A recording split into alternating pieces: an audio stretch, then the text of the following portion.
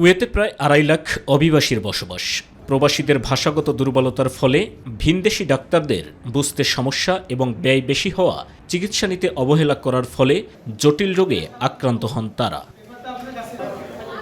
প্রবাসীদের কথা বিবেচনায় নিয়ে বাংলাদেশ দূতাবাস কুয়েতের পৃষ্ঠপোষকতায় এবং কুয়েতে কর্মরত পেশাজীবী বাংলাদেশিদের আয়োজনে ফ্রি মেডিকেল ক্যাম্পের আয়োজন করা হয়। দিনব্যাপী এই আয়োজনে চিকিৎসা নিতে আসেন বহু প্রবাসী বাংলাদেশি। আমরা এখানে এসেছি এম্বাসিতে ফ্রি চিকিৎসার জন্য। আমরা প্রবাসীরা আসলে এক হিসাবে অবহেলিত।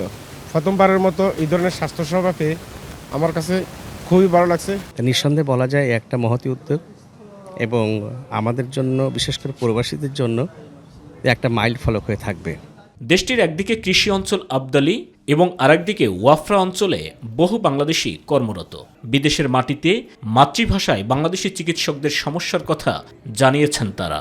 অনেকে সামর্থ্য থাকা সত্ত্বেও শুধু ভাষাগত কারণে চিকিৎসার জন্য ডাক্তার কাছে যাইতে পারে না, পরীক্ষা নিরীক্ষা করতে পারে না। আসলে এখানে আসার পরে অনুভূতিটা খুবই অন্যরকম মনে হইতেছে। খুবই ভালো, উন্নত মানের সেবা ওনারা দিতেছেন। অনুষ্ঠানের উদ্বোধন করেন কুয়েতে নিযুক্ত বাংলাদেশের রাষ্ট্রদূত মেজর জেনারেল সৈয়দ তারেক হোসেন।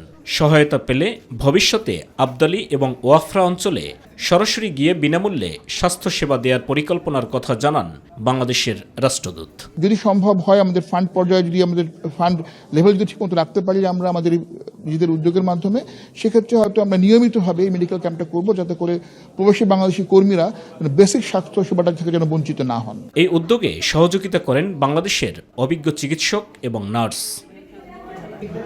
সাইদুর রহমান আবির, মাই টিভি নিউজ ডেস্ক।